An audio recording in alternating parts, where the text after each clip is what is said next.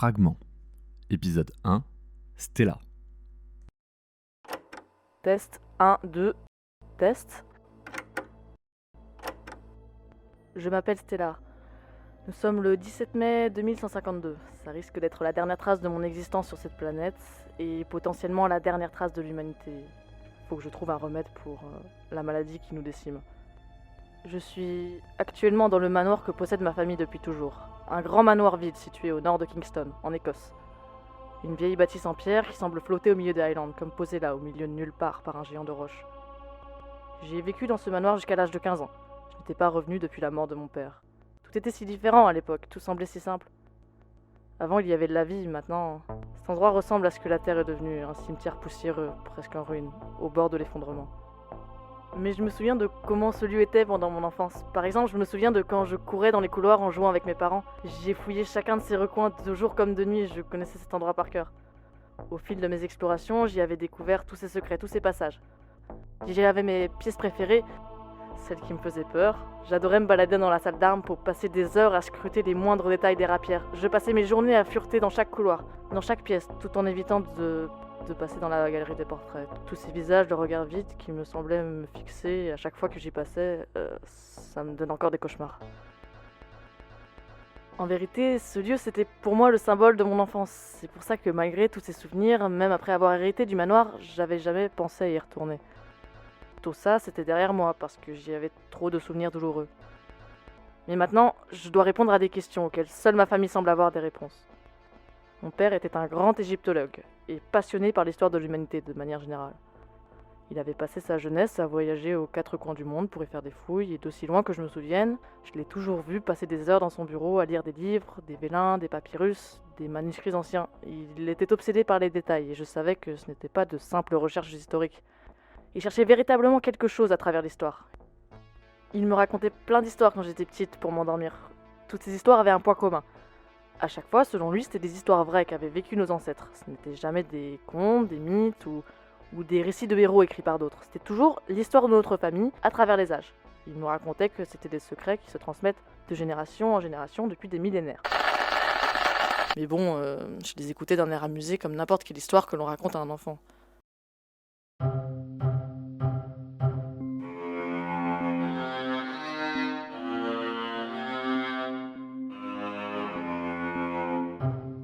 Bien souvent, ces histoires tournaient autour d'un objet qu'il appelait le fragment. Il avait toujours une place importante dans l'histoire, comme une sorte de personnage récurrent. Ces histoires pouvaient bien se passer dans l'Égypte antique ou la France moyenâgeuse, le fragment était toujours là. Ce fragment avait différents pouvoirs, il était comme doué d'une conscience et il influençait notre famille pour la faire arriver à ses fins. Chaque membre de notre famille, disait-il, devait protéger le fragment. Le protéger contre quoi, je n'ai jamais su. D'ailleurs, je n'ai jamais su ce qu'était le fragment non plus. Ma mère m'assurait que c'était une métaphore pour quelque chose d'autre, mais j'ai jamais eu d'autres détails, elle était évasive quand on en parlait. Comme si elle voulait me protéger de quelque chose. En même temps, je savais qu'elle s'inquiétait pour la santé de mon père. Quant à lui, quand je lui demandais où était le fragment aujourd'hui, il disait que notre famille l'avait perdu depuis 2 siècles, mais qu'il était sur le point de le retrouver. Il était obsédé par cet objet, ce fragment. Dans les dernières années de sa vie, il passait ses journées enfermé dans son bureau, à faire des recherches, à lire des journaux ou des livres d'histoire, à tenter de retrouver ce fragment. Selon ma mère, il était petit à petit devenu fou, et vers la fin, il ne voulait plus dormir, ni se nourrir, tellement il était tourmenté par cet objet. Quand il est mort, ma mère a décidé de déménager en ville. Le manoir était trop grand pour 2 personnes, et elle ne voulait plus jamais entendre parler de ces histoires de fragments qui avaient rendu fou mon père. Plus jamais ce mot n'a été prononcé de sa bouche depuis que nous sommes partis.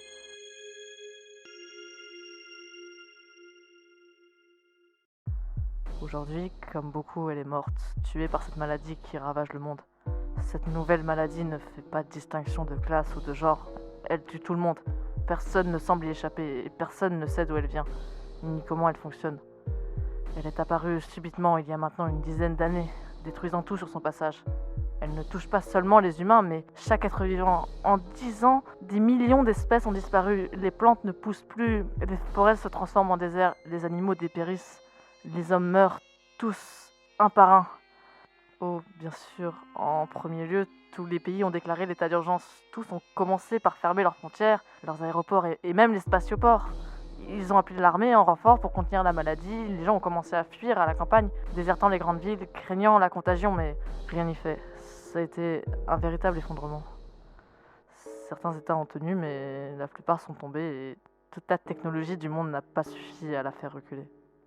Cette maladie ne tue pas, elle détruit. Personne n'a encore réussi à trouver un remède. Et pourtant, ce n'est pas faute d'avoir essayé. Depuis le début de la pandémie, des milliers de chercheurs se sont mis à l'étudier. C'est devenu la priorité numéro 1 de tous les médecins et biologistes du monde entier. Mais la recherche ne mène à rien. Le mal est invisible. Ni virus, ni bactéries, ni hormones, ni toxines. Pas d'apoptose, pas de nécrose, les cellules cessent juste de fonctionner. Les mitochondries ne répondent plus, sans aucune raison. Comme si l'humanité avait besoin de ça. Ça fait maintenant 2 siècles que les changements climatiques, tempêtes, montée des eaux et réchauffement mettent à mal la survie de l'homme. C'est vraiment le coup de grâce. Aujourd'hui, on peut dire que la Terre est devenue un véritable enfer. Et moi dans tout ça, pourquoi est-ce que je vous raconte ça? Eh bien, figurez-vous que je suis biologiste et que moi aussi je suis en quête d'un remède. Je sais ce que vous vous dites, pourquoi est-ce que moi je réussirais là où les meilleurs chercheurs du monde ont échoué? Eh bien parce que moi j'ai une piste. Et croyez-le ou non, mais cette piste me mène tout droit dans le manoir où j'ai passé mon enfance.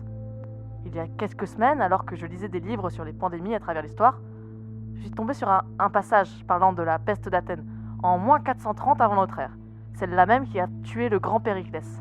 Une légende raconte que la ville de Sparte avait alors été préservée de la maladie parce que le roi de Sparte avait ramené une pierre de Perse nommée Thémakio, c'est-à-dire fragment. Au fil de mes recherches, j'ai trouvé d'autres traces de cet objet. Plusieurs fois dans l'histoire, une épidémie avait été évitée grâce à une pierre de ce type. La grande épidémie de Florence, celle d'Istanbul ou de Paris, toutes possèdent une famille ou un endroit miraculeux épargné grâce à la possession d'une pierre soi-disant prodigieuse. Et si j'ai bien retenu une chose des histoires de mon père, c'est que ce fragment pourrait être un outil précieux pour l'humanité.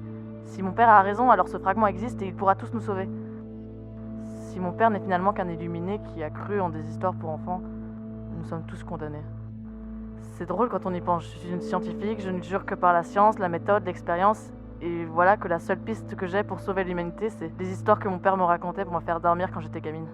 De toute façon, je n'ai plus rien à perdre. Même si cette pierre n'est qu'un malheureux caillou auquel on prête de faux pouvoirs, je dois découvrir pourquoi mon père était tant obsédé par ce fragment, jusqu'à mourir pour le retrouver. Si ce n'est pas pour la sauvegarde de l'humanité que j'agis, alors c'est pour celle de la mémoire de mon père.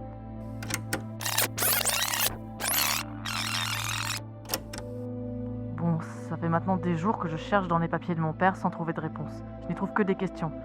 Je ne dors plus, je passe mon temps à lire ses recherches. Son travail est énorme. Il a compilé dans des carnets une vie entière d'écrits et de recherches sur ce fragment.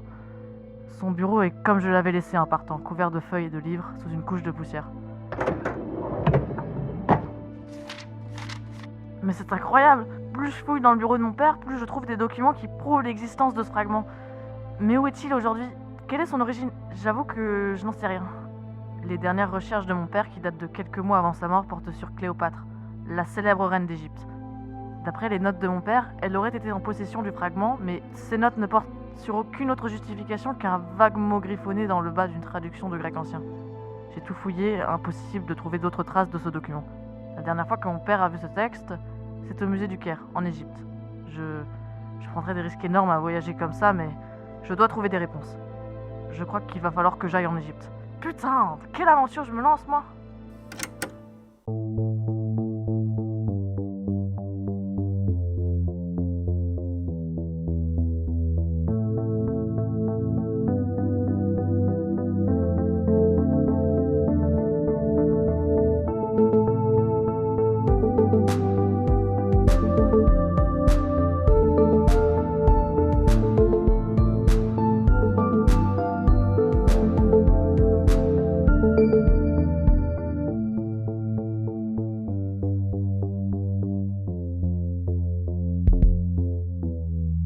Thank you.